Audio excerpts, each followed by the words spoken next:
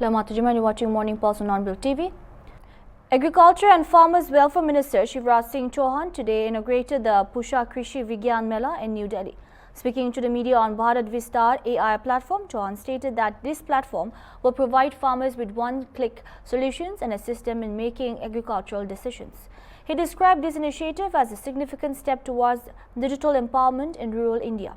A live demonstration of Bharat Vistar AI was also held on this occasion. Bharat Vistar will play an important role in increasing the income of farmers and making farming more profitable by providing them with the right information at the right time, he said. हम चर्चा कर रहे हैं उन सुधारों को भी तेजी से करके खाद्यान्न के भंडार भरना, गुणवत्तापूर्ण उत्पादन हमारा हो, पोषण के लिए उपयुक्त हो और किसानों की आमदनी और बढ़ाने का काम हम लगातार करेंगे। भारत केवल भारत के लिए नहीं है, दुनिया का फूड बास्केट बन जाए, इसकी भी हम चिंता करेंगे। एक्सपोर्ट क्वालिटी के फल, सब्जियां, फूल और अनाज और हम कैसे बेहतर पैदा करें, इस पर भी हम काम करेंगे और प्रक्रियाओं के सरलीकरण पर भी, जिससे योजनाओं का लाभ लेने में किसान को कोई दिक्कत और परेशानी ना हो, कई किए हैं, आगे और भी प्रयत्न करेंगे। ठीक है, भारत विस्तार के बारे में आपने पूछा। एक भारत विस्तार ऐसा एआई प्लेटफॉर्म है कि जिसमें किसान को कहीं जाना नहीं पड़ेगा। उसके वो कोई आईटी एक्सपर्ट नहीं होता कि डाउन करो कि लोड करो, उसको सीधे वो मोबाइल पर सवाल पूछे और उसका जवाब मिल जाए। तो ये भारत विस्तार एआई प्लेटफॉर्म हमने लॉन्च किया है। अब इसको बाकी भाषाओं में भी हम परफेक्ट करके उसमें हर तरह की जानकारी, कौन सी फसल बोएं, मौसम की जानकारी, फसल में अगर कोई रोग लग गया तो उसकी जानकारी, योजनाओं का लाभ कैसे लें उसकी जानकारी, पात्रता किसको है उसकी जानकारी, कोई शिकायत है तो उसको भी वो दर्ज करा सकें। तो एक बहुउद्देशीय ऐसा पोर्टल कि एक जगह किसान पूछे और उसको जानकारी मिल जाए। नहीं, इसमें और बेहतर ढंग से इसको और आयोजित करेंगे, क्योंकि ये कृषि का एक तरह से कुंभ होता है। देश का सबसे बड़ा कृषि मेला होता है, जिसमें कौन कौन से रिसर्च और शोध हुए, कौन सी नई तकनीकी आई, नई टेक्नोलॉजी आई, कौन से नए बीज आए, कौन सी अलग अलग पद्धतियां हैं कृषि की, कैसे और उत्पादन बढ़ा सकते हैं, रोगों का मुकाबला हम कैसे कर सकते हैं, इंटीग्रेटेड फार्मिंग की दिशा में हम कैसे आगे बढ़ सकते हैं, इसकी बेहतर जानकारी पूरे देश के किसानों को इसके माध्यम से दी जाती है। इसमें और सुधार करने की जरूरत है और अगली बार हम इसको और व्यापक रूप से करेंगे। धन्यवाद। A lawyer connected with jailed gangster Lawrence Bishnoi narrowly escaped a shooting, police reported. The incident occurred near the ISBT in Kashmir Gate, with gangster Naveen Boxer allegedly admitting to the attack on social media. Speaking to NI Deepak Khatri, Lawrence Bishnoi's lawyer said that he has been threatened before. There is a Hanuman temple. I go there every week and we were at the temple. While I was sitting in the car, after some time, suddenly there was a sound of an explosion. I saw that there was firing behind. When the second bullet hit, a person sitting in the car was shot. There were 5 people in the car. Until those people are caught, we wouldn't know the reason. No matter how many times such small attacks happen, we will still do our job, he said. Actually क्या है, हनुमान जी का मंदिर है बस अड्डे Kashmiri gate, बाबा market वाला मंदिर। मैं हर वीक वहाँ जाता हूँ और उसी मंदिर में थे। तो 10 बजे के करीब हम बाहर पूरी टीम जो अपने गुरुजी के साथ हम बाहर की तरफ निकले अपनी अपनी गाड़ियों में जाने के लिए। तो जिस वक्त मैं गाड़ी में बैठा हूँ अपने दोस्तों के साथ, तो जैसे गाड़ी हमने स्टार्ट करी, थोड़ी सी आगे बढ़ाई, 10 मीटर भी नहीं, 5 मीटर भी गई, 10-5 मीटर की दूरी पे ही जैसे हम आगे निकले एकदम आवाज़ आई धमाके की, ठा ठा, जैसे मतलब देखा एकदम पीछे। तो फायरिंग में समझ आया कि मैंने गोलियां चलाई हैं किसी ने, तो गाड़ी रोको मत, निकालो। फिर एक गोली होड़ लगी, जब दूसरी गोली लगी ना, तो पीछे जो बच्चा बैठा था संदीप, उसके यहाँ पे एकदम ऐसा लगा जैसे दर्द हो रही की गोली लगी मेरे को। उसका हाथ काम नहीं कर रहा था, तो देखा तो एकदम खून था। तो मैंने गाड़ी की स्पीड और बढ़ाई कि मैं गाड़ी रोकनी नहीं है, बढ़ाओ। तो वैसे तो बस अड्डे में जाम होता है काफ़ी, पर कल भगवान का शुक्र था वहाँ जाम नहीं मिला। हनुमान जी के पास गए तो उन्होंने बचाया, जाम था ही नहीं। तो हम बिना देखे आगे पीछे हम सीधा सिविल लाइन की तरफ चले गए। तो गाड़ी आपका ड्राइवर चला रहा था? नहीं, ड्राइवर नहीं, मेरे दोस्त हैं। अच्छा, हाँ, मेरे साथ रहते हैं। कुल कितने लोग थे कार में? हम 5 लोग थे। परिवार का कोई सदस्य दिखा आपका? परिवार ही है, दोस्त है, मेरे भाई हैं छोटे, तो परिवार ही है। जिसकी गोली लगी वो भी मेरा परिवार है, छोटा भाई है, बच्चा हमारा। अभी सुरक्षित है? हाँ, उनका ऑपरेशन हो रहा है गंगाराम अच्छा, हॉस्पिटल। ये क्या कारण आपको लग रहा है सर? कारण तो कह नहीं सकते अभी तक, जब तक वो लड़के नहीं पकड़े जाएंगे। किसी किसी को अभी मुझे खुद को नहीं पता। लेकिन बस आतंक थ्रेट मतलब है, कुछ ना कुछ तो है, किसी को तकलीफ होगी जब भी तो कुछ किया है। इलीगल टीम से जुड़े होने पे भी कुछ ऐसा? हाँ नहीं, वो तो जुड़े रहेंगे, ऐसे छोटे मोटे कितने बार भी हमला करें तब भी हम तो जो काम है हम तो अपना करेंगे। पुलिस की तरफ से आपको कोई आश्वासन दिया आप लोग? पुलिस ने पूरा सपोर्ट किया। जैसे पीसीआर में कॉल करी 100 नंबर पे, डीसी एसीपी एसएचओ साहब, डीसीपी साहब, ज्वाइंट सीपी साहब खुद आए, मेरे से बात करी, मेरी स्टेटमेंट ली, पूरा आश्वासन है। मुझे उन पर भरोसा भी है, क्योंकि देखो मैं काफ़ी समय से दिल्ली में ही रह रहा हूँ, मुझे पुलिस के बारे में पता, हमारा तो अच्छा प्यार भी है और उन्होंने पूरा सपोर्ट किया है। और मुझे पता है जल्द से जल्द उनको पकड़ लेंगे। पहले भी ऐसी कोई घटना आपके साथ? नहीं, फर्स्ट टाइम हुई है मेरे साथ। हाँ, और हाँ, मुझे 1-2 महीने से लग रहा था कि मेरे को प्रॉब्लम हो सकती है। इंटरनल खबरें आ रही थी कि शायद आप पे कुछ अराइवल गैंग मतलब लोग कि कुछ ऐसे हैं जो बंदे अटैक कर सकते हैं, पर वो एक बातें थी, हमें पता नहीं था। एप्लीकेशन भी मैंने लगा रखी सीपी साहब को पहले भी थ्रेट की कि मुझे है। तो अब एकदम अचानक, कल अचानक मंदिर था, वो मंदिर में जाता हूँ, सबको पता ही है, तो उनको वो ऐसा लगा हो कि हाँ यहाँ पे हम कर सकते हैं अटैक, बट भीड़ के कारण वो बाहर तो नहीं कर पाए। जैसे गाड़ी स्टार्ट करी तब उन्होंने एकदम अटैक किया और जो फायरिंग की, 2-3 गोलियां चली हैं, तो उसके 2 गोली लगी हैं पीठ की तरफ संदीप के। तो हमने गाड़ी रोकी नहीं, हम गाड़ी स्पीड में लेकर के आगे की तरफ चले गए, सिविल लाइन की तरफ, थाने की तरफ। वहाँ गाड़ी मैंने रोकी और उसके बाद 100 नंबर में कॉल कर। India's reliance on foreign ships for over 90% of its imports and exports represents a significant strategic weakness that the government is moving to address through a massive expansion of domestic maritime capability, says Sanjeev Sanyal, member of the Economic Advisory Council to the Prime Minister. While speaking to NI, Sanyal stated that the current lack of a large-scale merchant fleet limits the country's economic security. He explained that while a strong military presence is vital, it must be matched by commercial ownership to ensure stability during global disruptions. I have argued many times before that ships and this maritime capability is one of our biggest strategic weaknesses, Sanyal noted, adding that a merchant fleet is essential to provide support to the economy in good times and bad. I would say that the shipping industry is critical because you have to understand that something like 90% plus of India's own imports of and exports of goods is carried by foreign ships. And I have argued many times before that ships and this maritime capability is one of our biggest strategic weaknesses. So until we own our own ships, build our own ships, it's not enough to only have a navy. You have to have a merchant fleet that can provide support to the economy in good times and bad. So as a result, we are really putting in a big effort into the shipbuilding industry. So will it boost the Indian economy in future?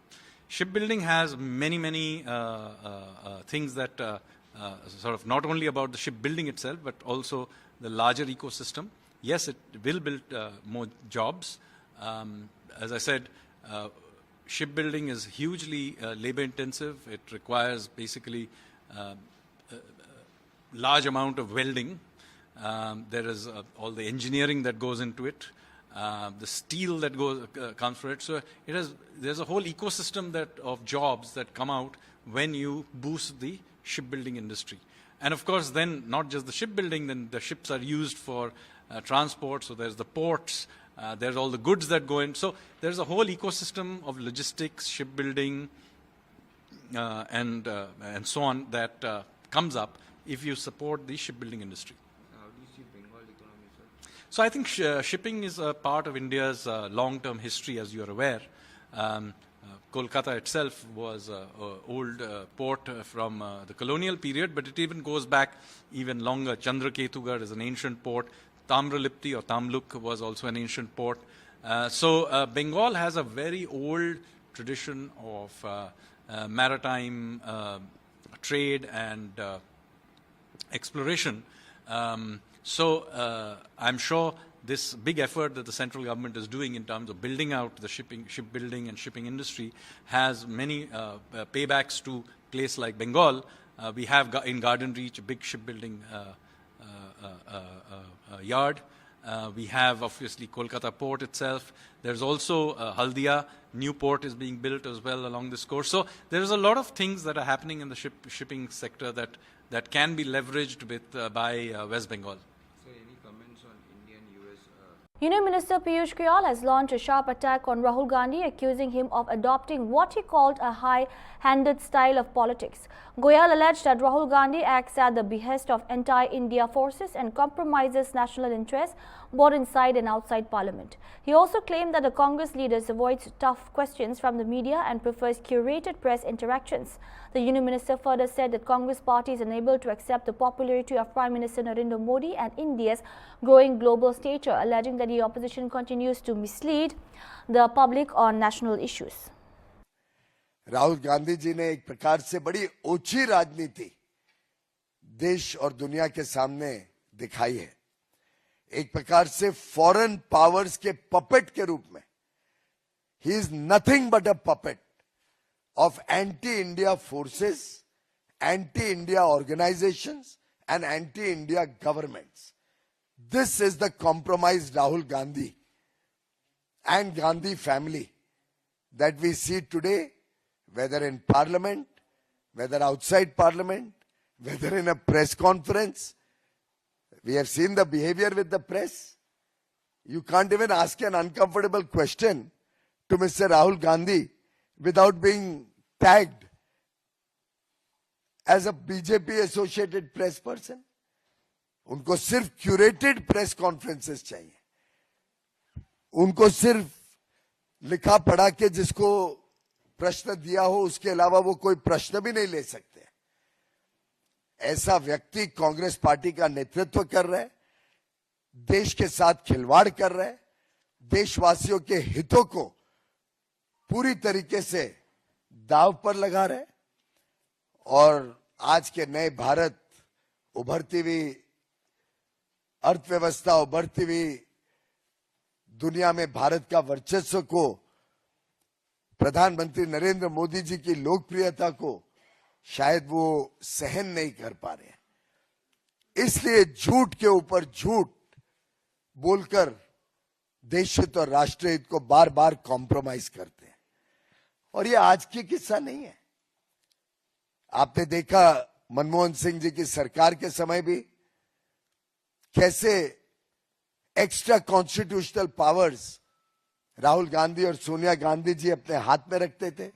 कभी cabinet का निर्णय press के सामने फाड़ के ध्वस्त कर दिया, देश के प्रधानमंत्री को बेइज्जत करना, कैसे नेशनल एडवाइजरी काउंसिल के माध्यम से सरकार चलाना और लेफ्टिस्ट आइडियोलॉजी देश पर थोपना।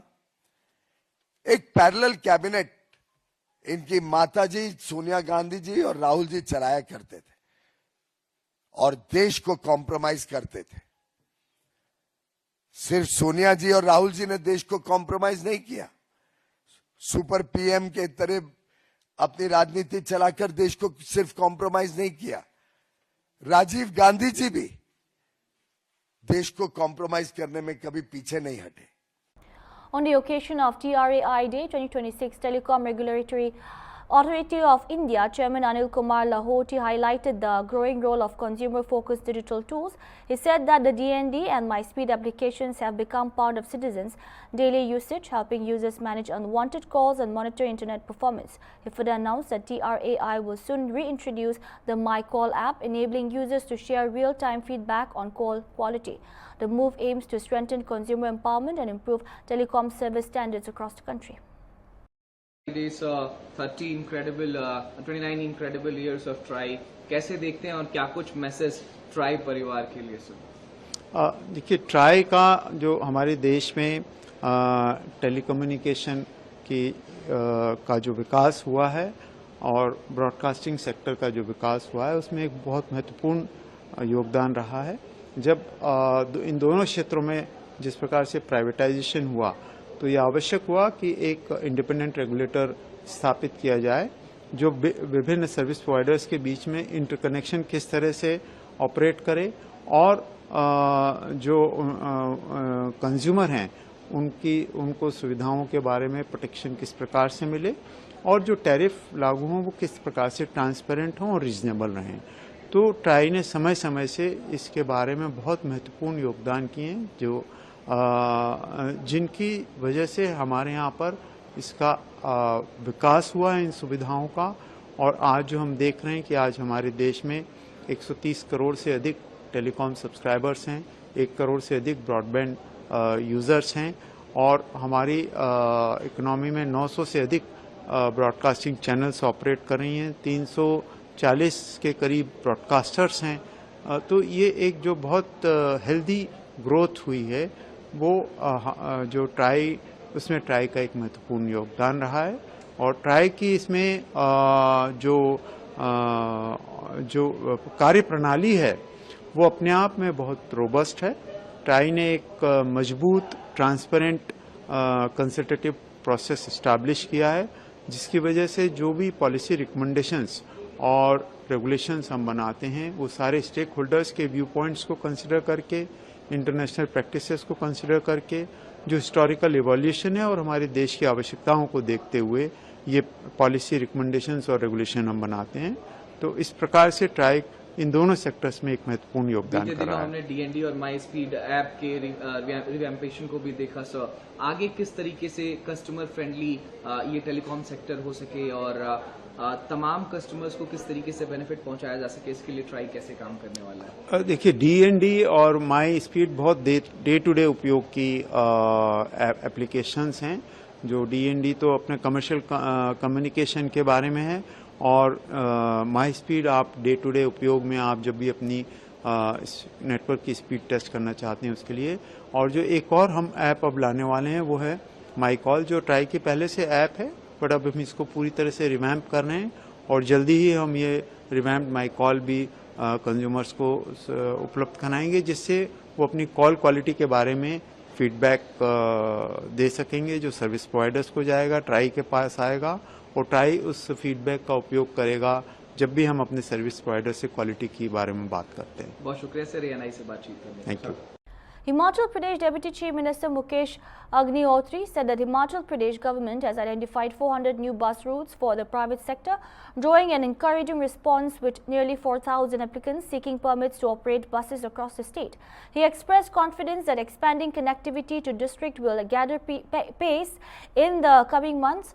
The Deputy Chief Minister also highlighted the government's push towards greener mobility, announcing subsidies for electric vehicles. He added that efforts were underway to boost EV adoption and that three-wheelers will soon be permitted in several parts of the state.